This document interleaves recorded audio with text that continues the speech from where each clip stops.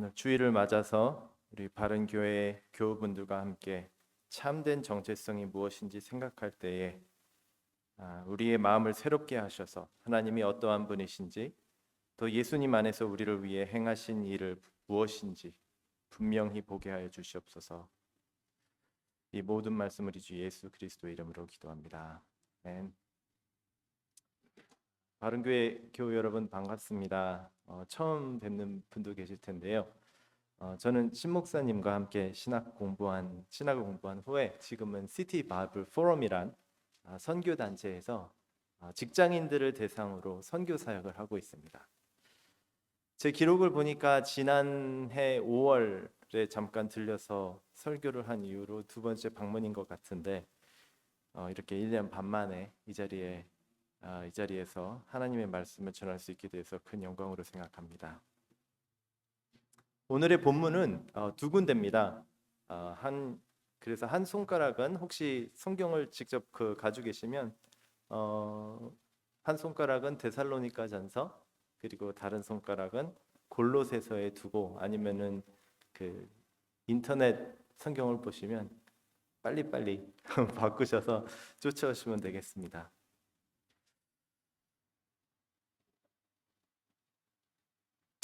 우리가 모르는 사람을 처음 만날 때 가장 먼저 하는 일 중에 하나는 그 사람을 알기 위해서 몇 가지 질문을 던지는 것입니다. 가장 자주 묻게 되는 질문 두 가지, 아마도 무슨 일을 하세요? 라는 질문과 어디서 오셨어요? 라는 질문일 것입니다. 우리의 정체성과 관련해서 출신지와 또 우리의 직업은 우리가 누구인지 또 사람들이 우리를 어떻게 이해하고 인식하는지를 우리가 원튼 원하지 않든 크게 형성하고 있습니다. 먼저 어디서 오셨나요? 라는 질문부터 잠시 생각해 보겠습니다. 아마 이 질문은 이 자리에 계신 많은 분들에게도 익숙하지만 또 대답하기 그렇게 단순한 질문은 아닐 것입니다. 저 역시 이 나라에서 태어나진 않았지만 호주가 제 홈이고 그리고 또 시드니에 집이 있다고 이야기하는 수많은 사람들 중에 한 명입니다. 저희 가운데는 저희가 자라난 배경이나 결혼 아니면 다른 여러 가지 이유로 인해서 두 가지 혹은 세 가지 문화적 정체성을 가지고 살아가는 분들이 많습니다. 그래서 정체성에 대해서 짧고 명확하게 대답하는 일은 결코 쉬운 일이 아닙니다. 누군가 저한테 오셔서 어디에서 오셨어요? 라는 질문을 제가 듣는다면 저는 속으로 빨리 계산을 합니다. 지금 상황이 어떤 상황이지? 내가 이 사람에 대해 얼마나 알고 있고 내게 시간이 얼마 있고 상대방은 시간이 얼마 있고 내 긴 이야기를 정말 이 사람은 듣고 싶을까? 이런 대화가 어색해지기 전에 어느 정도까지만 말하는 게 좋을까라는 계산을 빨리빨리 해서 대답을 하게 됩니다. 아마 여러분도 마찬가지일 거라 생각합니다. 자, 이제 무슨 일을 하세요? 라는 질문은 어떨까요? 이 질문에 대해서는 어떤 분들은 다른 사람보다 훨씬 간단하게 대답할 수 있을지도 모릅니다. 그러나 분명한 직업이나 전문 분야가 있다 할지라도 이 질문의 대답은 언젠가는 바뀌게 됩니다. 아마도 저희 이 회중에 이제 연세 드신 분들은 아마 더 잘 이해하실 텐데요. 일이 우리에게 주는 정체성이 바뀔 수밖에 없는 이유는 단순하죠. 저희가 영원히 일할 수 없기 때문입니다. 솔직히 나이가 드는 것 외에도 우리의 일과 관련된 변수는 훨씬 많습니다. 삶은 종종 우리에게 변화구를 던지죠.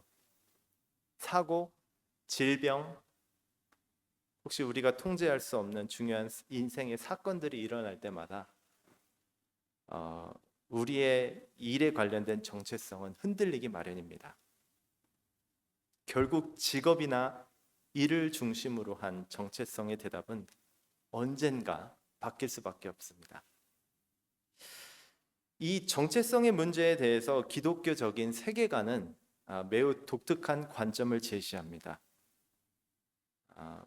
우리가 자신을 규정할 때 사용하는 문화적, 민족적, 언어적, 그리고 직업적인 정체성을 모두 초월하기 때문입니다. 기독교적인 세계관은 이러한 사회적 정체성들을 우리에게 덧붙이는 대신에 우리의 정체성을 그 다른 누구, 바로 성육하신 하나님의 아들 예수 그리스도 안에 두라고 이야기합니다. 예수님 안에서 자신의 정체성을 발견할 때 인류가 수천 년 동안, 수만 년 동안 물어온 세 가지 근본적인 질문. 나는 누구인가? 나는 어디로 가고 있는가?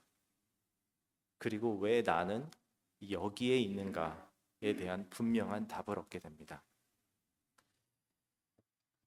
시간이 지나면서 사라지고 변형되는 사회적 정체성과 달리 예수 안에 있는 정체성은 변하지도 않고 시간적으로는 초월적이기 때문입니다.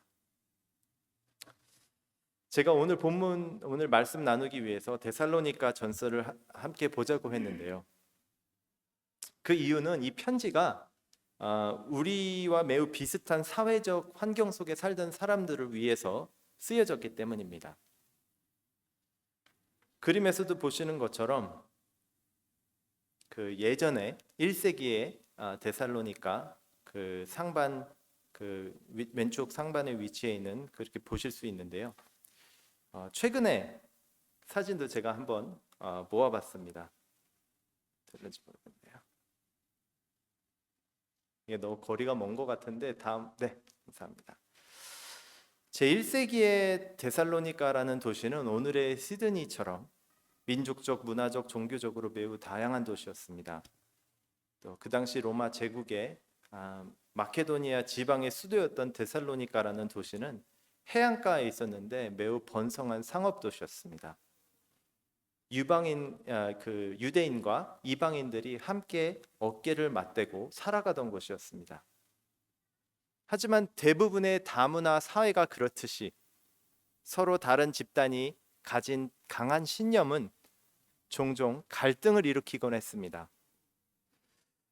최근 시드니에서 일어나고 있는 일들을 생각해 보면 여러분도 이런 현실이 낯설지 않을 것입니다. 오늘 읽은 본문에서도 그 증거를 찾아볼 수 있습니다. 바로 바울이 6절에서 많은 환난 가운데서라고 언급할 때입니다.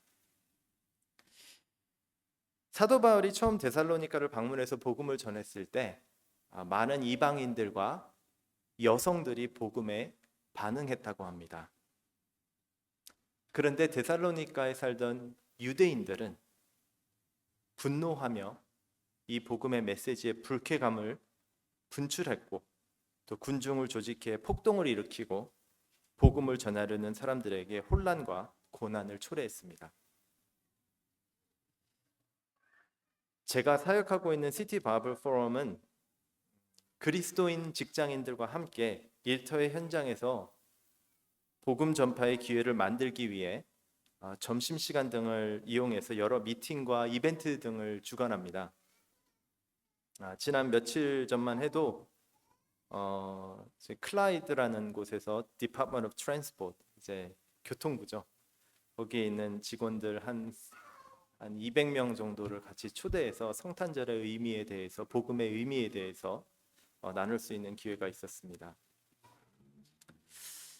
많은 사람들이 각기 다른 이유로 성탄절을 고대하는 이 시점에 성탄의 진정한 의미가 무엇인지, 성탄의 진정한 주인공이 누구인지, 예수님이 이 세상에 오신 의미를 탐구할 수 있도록 장소와 기회를 마련하는 것이, 또 그리스도인들, 직장인들이 자신의 동료들을 초대해서 그 메시지에 대해서 듣고 나누는 것이 이런 행사의 목적입니다. 보통 일반 참석자들은 이런 행사를 이렇게 크게 개최해서 사람들을 초대하면 아무렇지 않게 순조롭게 진행되는 것처럼 보일 수 있습니다. 하지만 주최자로서 저는 이런 행사를 함께 주관하고 계획하는 기독교인 직장인들이 무대 뒤에서 겪는 수많은 고난과 역경을 자주 엿보게 됩니다. 많은 신자들은 자신의 직장에서 이러한 전도의 기회를 마련할 때마다 진정한 어려움에 직면하게 됩니다. 특히 회사 내의 인사부서나 보통 D&I라고 하죠. Diversity and Inclusion Committee. 보통 다양성, 포용성 위원회라는 위원회가 조직 내에서 기독교적인 신앙을 공유하는 것 자체에 대해 대체적으로 적대적이거나 반감을 가지고 있기 때문입니다. 어떤 회사에서는 기독교인 동료들이 점심시간에 함께 모여 기도하는 것조차도 눈치를 주거나 몇몇 회사에서는 감시를 받는 곳도 있습니다. 만약 여러분이 다른 사람들에게 복음을 전하려 한다면 환난과 고난은 피할 수 없는 것입니다. 1세기에도 그랬고 오늘도 마찬가지입니다. 지금까지 저는 직업과 출신 외의 다른 정체성의 표지에 대해서 언급하지 않았습니다. 우리가 살고 있는 세상에선 성적인 정체성과 부유함에서 유래되는 정체성 역시 많은 사람들에게 중요한 정체성의 근원이 될 수 있습니다.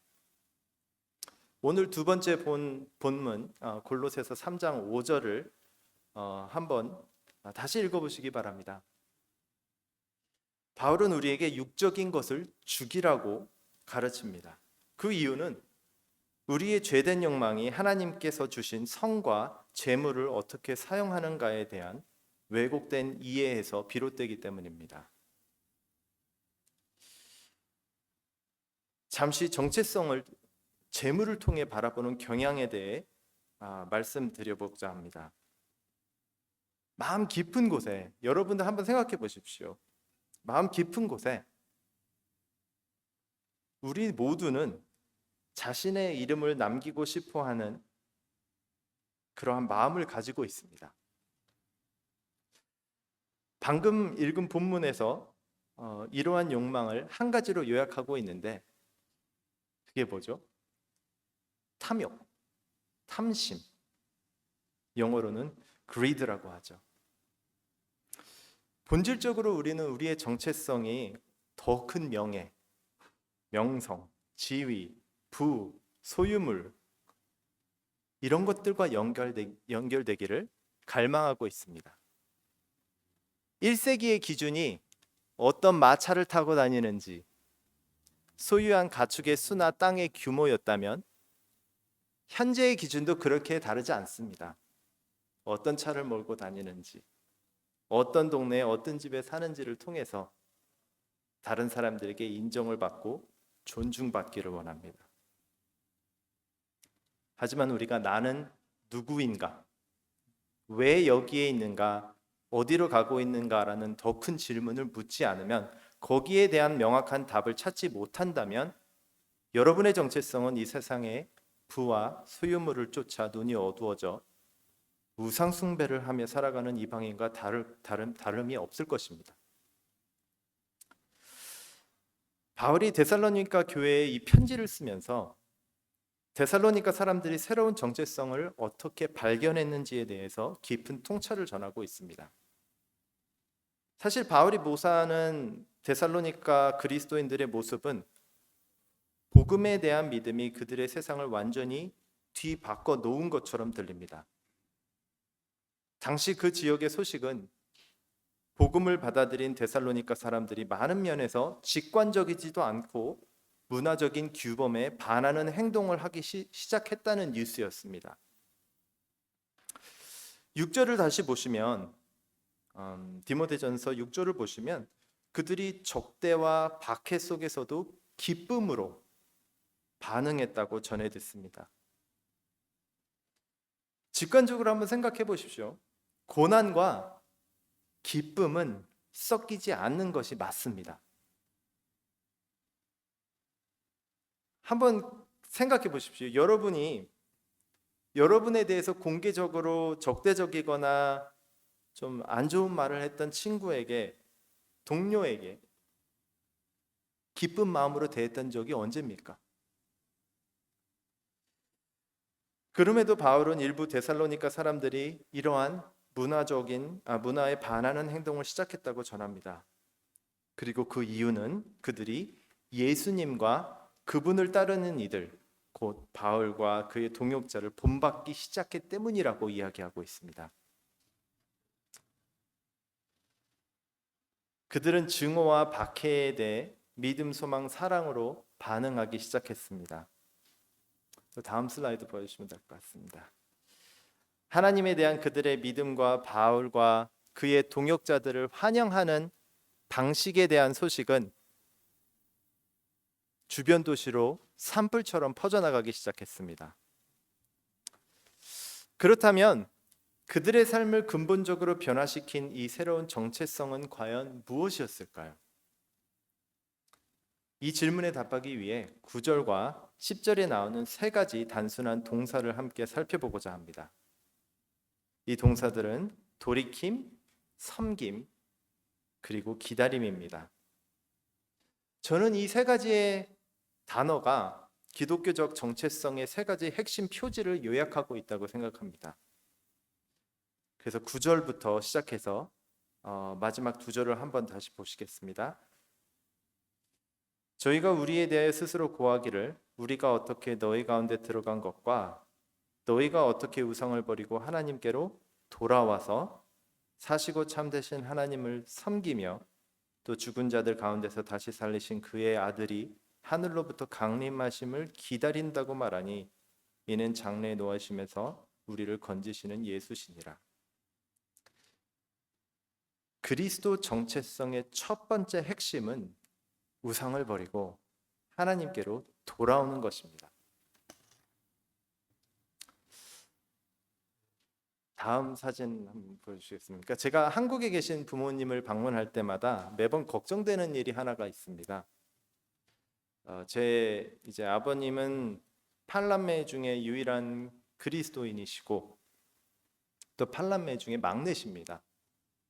그리고 제가 저희 집안에서 또 막내입니다. 그래서 가족 모임을 할 때마다 순위를 따지면 저는 제일 꼴찌입니다.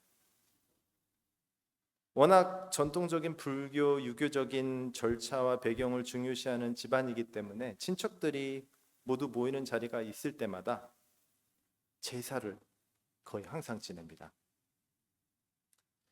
아마 여기 계신 분들 중에도 제가 말하는 것에 공감하는 분들이 꽤 있을 거라 생각합니다.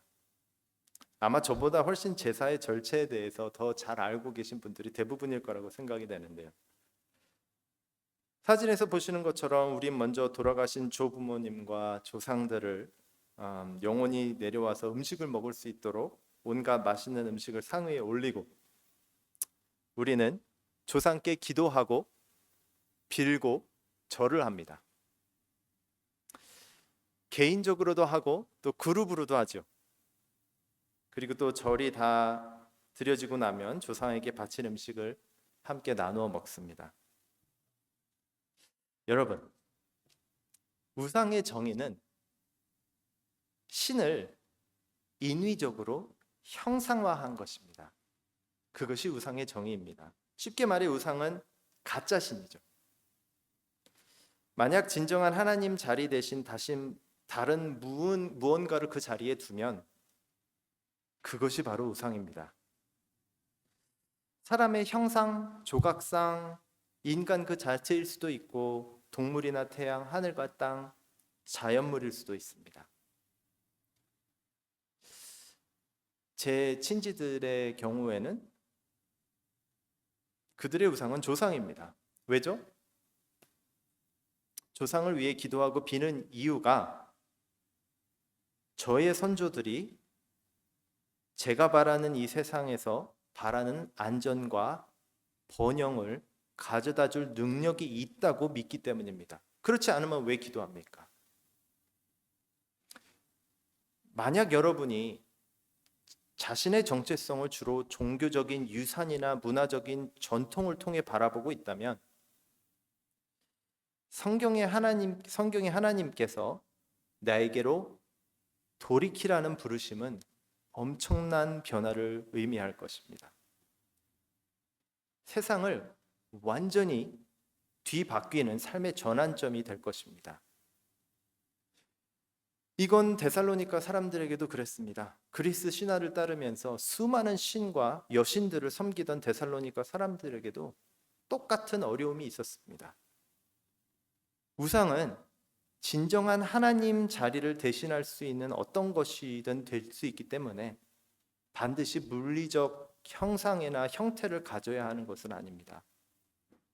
오늘 두 번째 본 골로새서 3장에서 보았듯이 바울이 뭐라고 하나요? 탐욕을 우상 숭배라고 합니다. 성경은 부 자체가 우상이라고 말하지 않습니다. 부를 가지고 우리의 마음이 무엇을 하느냐가 그것을 우상으로 만드는 것입니다.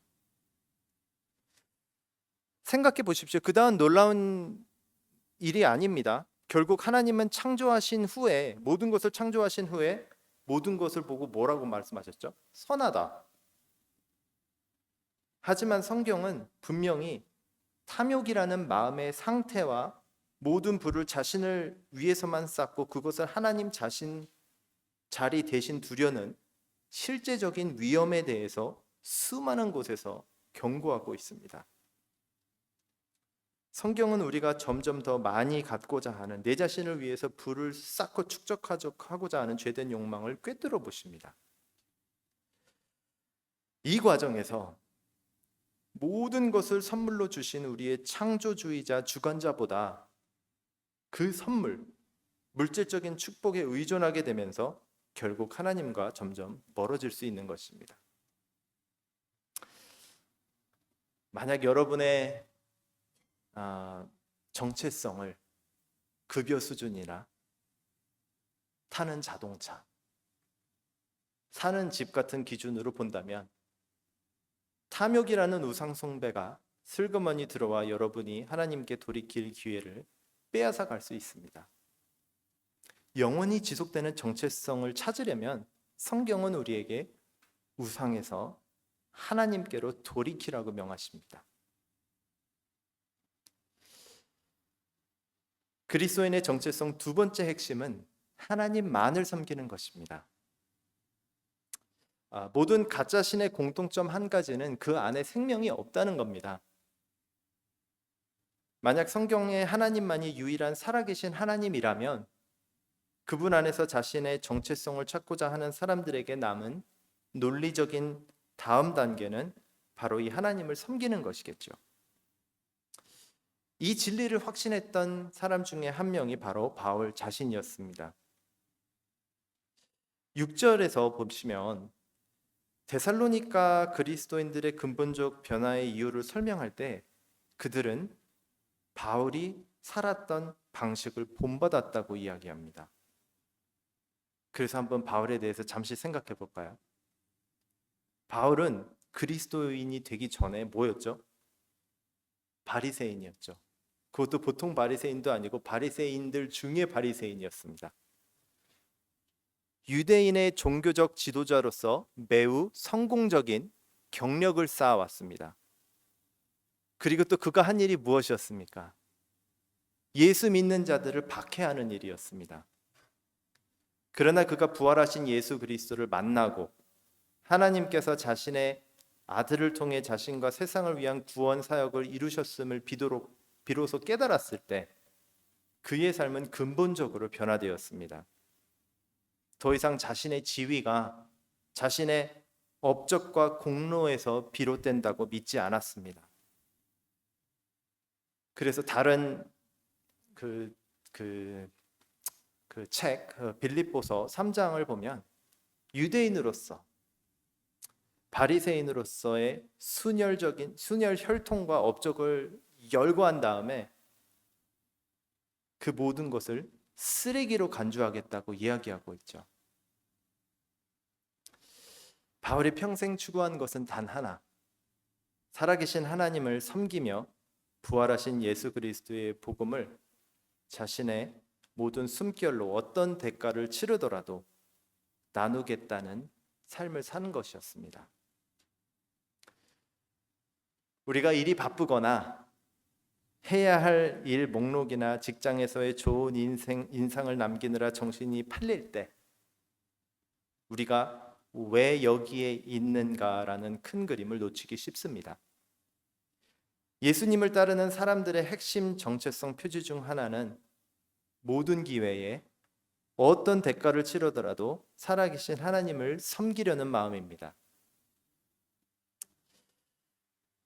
하나님을 섬기는 모습은 사람마다 다르게 보일 수 있지만 골로새서 3장 23절에서 말하듯이 무슨 일을 하든지 마음을 다하여 사람에게 하듯 하지 말고 주께 하듯 하라고 가르치고 있습니다.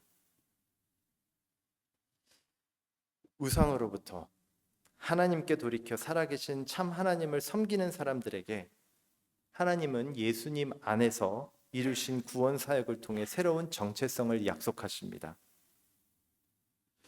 오늘 본문의 마지막 구절이 우리에게 상기시켜 주듯이 그 이유는 오직 예수 그리스도만이 다가올 진노에서 우리를 구원하실 수 있는 유일한 분이시기 때문입니다. 바울은 우리에게 예수님을 통해 우리를 구원하시는 살아계신 참 하나님을 섬기라고 부르십니다. 그리스도의 정체성 세 번째 핵심은 예수님의 강림을 기다리는 것입니다. 예수님을 따르는 사람들은 예수님이 다시 돌아오시는 날, 강림하는 날을 간절히 기다리죠. 우리 구주께서 부활하시고 다시 심판주로 오시겠다는 그 약속과 함께 승천하셨기 때문입니다. 그분이 다시 돌아오실 때 예수 안에서 자신의 정체성을 찾은 사람들의 최종적인 승리가 실현될 날을 기대할 수 있습니다. 그날은 기다릴 가치가 있는 날이 될 것입니다. 바로 우리가 그분의 얼굴을 대면하고 그분의 임재 안에 거하는 날이기 때문이죠.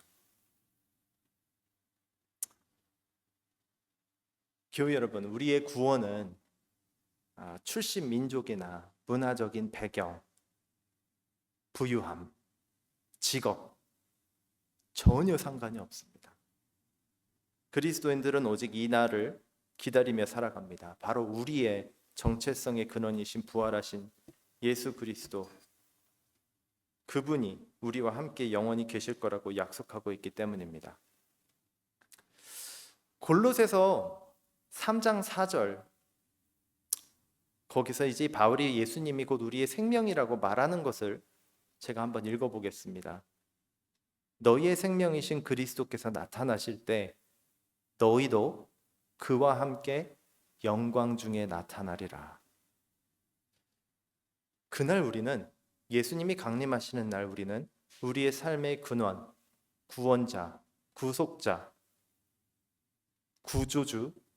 구조자, 창조주를 뵙게 되며 또 그분의 영광스러운 임재 안에 영원히 살아가게 될 것입니다. 그날이 아무리 영광스럽더라도 바울은 이 기다림의 기간이 하나님의 백성에게 수동적이거나 패배감에 빠진 혹은 무감각하거나 무의미한 시간이 아니라고 가르칩니다.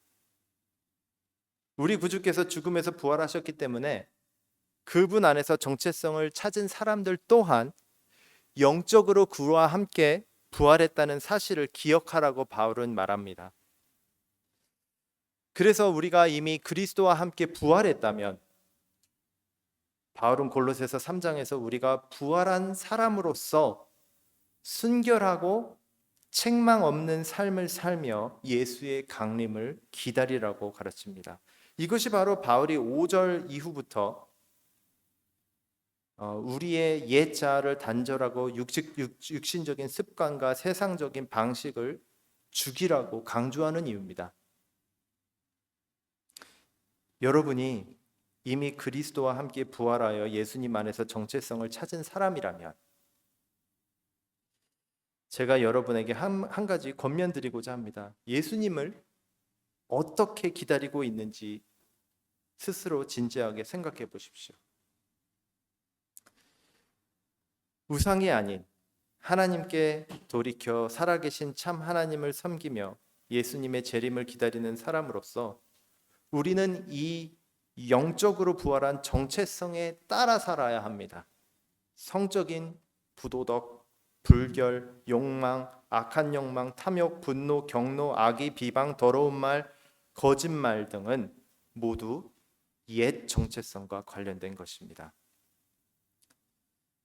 반대로 아직 예수님 안에서 정체성을 찾지 못한 사람에게 바울은 10절에서 분명히 말합니다. 그들에게는 구원이 없으며 기다리고 있는 것은 오직 하나, 하나님의 진노, 노하심 뿐입니다. 왜 하나님이 그렇게 진노하시나요? 골로새서 3장 6절에서 바울은 말합니다. 하나님의 진노가 모든 죄, 음란, 부정, 사욕, 악한 정욕, 탐심 때문에 임할 것이라고. 하나님은 죄가 없으신 분이기 때문에 이 죄들에 대한 대가가 치러져야 합니다. 좋은 소식은 하나님께서 이미 우리 모든 죄를 온전히 갚을 길을 마련하셨다는 겁니다. 우리를 죄 속에 남겨두시지 않으시려고 사랑과 은혜로 자신의 아들을 보내 우리를 대신하여 죽으시게 하셨죠. 여러분, 예수님을 거부한다는 것은 우리의 삶과 정체성의 근원 자체를 거부하는 것입니다. 예수님 없이는 하나님의 임박한 진노로부터 구원을 받을 수가 없습니다. 우리에겐 시간의 시험을 견딜 수 있는 단 하나의 정체성이 있습니다. 이 땅에서도 사후세계에서도 마찬가지입니다. 그것은 민족, 문화, 인종으로 정의된 정체성이 아니고 직업이나 부로 얻은 정체성도 아닙니다. 바로 영원한 생명을 선물하러 오신 부활하신 주 예수 그리스도 안에 있는 정체성입니다. 마지막으로 한 이야기를 나누며 마치고자 합니다. 참고로 이 이야기는 제 친구 이야기인데 그 친구의 허락과 축복을 받고 나누는 것입니다. 제 친구 중에 어린 나이에 베트남에서 가족과 함께 난민 신분으로 호주에 넘어온 친구가 있습니다. 학교에서 매우 공부를 잘했고요. 또 UNSW 대학에서 법학과 경영학을 공부한 친구였습니다. 몇 년간 기업법 분야에서 일하다가 전임 기독교 사역에 좀 나이가 든 후에 헌신하게 되었습니다. 사역을 통해서 많은 열매를 맺고 하나님을 섬기던 도중에 그는 예상치 못한 뇌 손상을 입게 됩니다. 그냥 일방적인 치과 시술을 받으러 갔다가 그 바이러스가 잘못해서 뇌로 침투해서 발생한 일이었습니다. 그 결과 그는 영구적인 언어 장애와 보행 장애를 갖게 되었습니다. 순식간에 그는 이를 통해 얻었던 정체성을 상실하게 되었습니다. 이 사건 전에도 그는 이미 불교 가정에서 기독교인이 되면서 문화적인 정체성에 많은 연결고리를 잃었습니다. 또 그리스도인이 된 후에는 부를 추구하지 않았기 때문에 부를 통한 정체성도 잃게 되었습니다. 몇 년 전 그는 친구들에게 편지를 공유하며 기도를 부탁했습니다. 그 편지는 그의 아버지 장례식에 참석한 불교를 추종하는 친지와 친척들에게 읽혀질 추도사였습니다. 그가 쓴 내용은 다음과 같습니다. 만약 아버지를 생각할 때 떠오르는 성경 구절을 묻는다면 저는 요한복음 3장 16절을 말하겠습니다. 하나님이 이 세상을 이처럼 사랑하사 독생자를 주셨으니. 요한복음 3장 16절의 첫 부분은 아버지가 첫째 아들이셨다는 것을 떠올리게 합니다. 아버지는 저를 위해 많은 희생을 하셨고 제가 학교에서 잘했을 때 특히 저를 사랑해 주셨습니다. 하지만 하나님은 자신을 무시하고 무관심한 세상을 사랑하셨습니다. 자신의 가족을 위해 희생하는 일은 드물지 않지만 다른 사람이 나를 무시하고 절망 속에서 나를 바라볼 때 그들을 위해 가족을 희생하는 것은 흔치 않습니다. 두 번째 부분, 그를 믿는 자마다 멸망치 않고 영생을 얻게 하려 하심이라. 천국에 가려면 제가 착한 사람이 되어야 하나요? 아닙니다. 그것이 요점입니다. 당신은 착한 사람이 아닙니다. 거기까지 하겠습니다. 하지만 그것이 바로 저와 아버지의 장애물이었습니다. 이제 함께 기도하겠습니다. 살아계신 하나님 아버지, 우리 주 예수 그리스도를 믿는 자에게 영원한 정체성을 주시겠다는 약속에 감사드립니다. 이 세상이 우리에게 주는 정체성은 덧없고 일시적인 것에 지나지 않다는 것을 알게 해주셔서 감사합니다.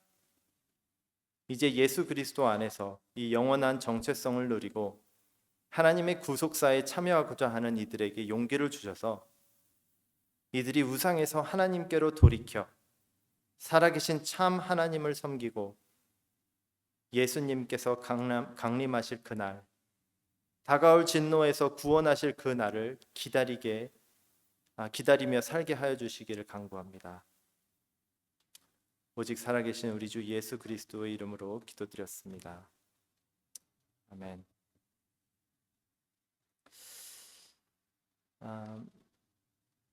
이제 봉헌 시간이 있는데요. 이제 봉헌 찬송을